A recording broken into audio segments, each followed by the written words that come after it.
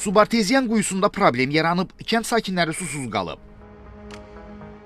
Bura Göygöl rayonunun Quşqara kəndidir. Kənddə yaşayanların sözlərinə görə 60-dan artıq ailə günlərdir ki, su ilə sınağa çəkilir. Mart ayının 17-sindən bu artçın gəlmir.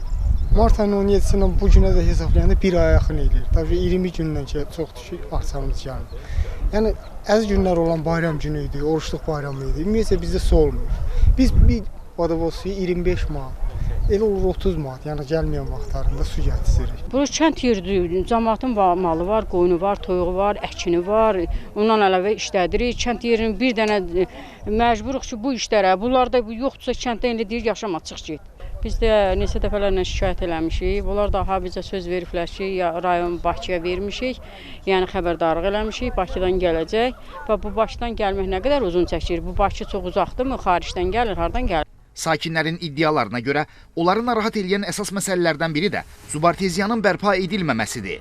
Arxada gördüyünüz evlər Göygöl rayonunun Quşqara kəndinin yeni salınmış məhəlləsidir və burada yaşayanlar illərdir ki, arxada gördüyünüz artizanın suyundan istifadə edirlər. Ancaq 20 gündür bu artizanın işləməməsi sakinləri ciddi çətinliklə üz-üzə qoyub onlar əlaqədar qurumun problemi həll etməkdə lazımi köməkliyi göstərmədiyini iddia edirlər.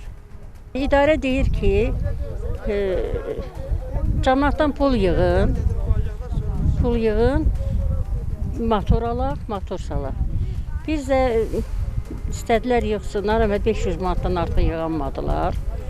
Məsələ ilə bağlı Göygöl Suvarma Sistemləri İdarəsindən bildirildi ki, subarteziyanın bərpası üçün zəruri sənədləşmə işləri aparılıb. Yaxın günlərdə Bakıdan yeni nasos gətirilərək quyunun fəaliyyəti bərpa ediləcək. Rasim Əziz, Yusif Kərimli, Fərruh Qafarov, Xəzər xəbər.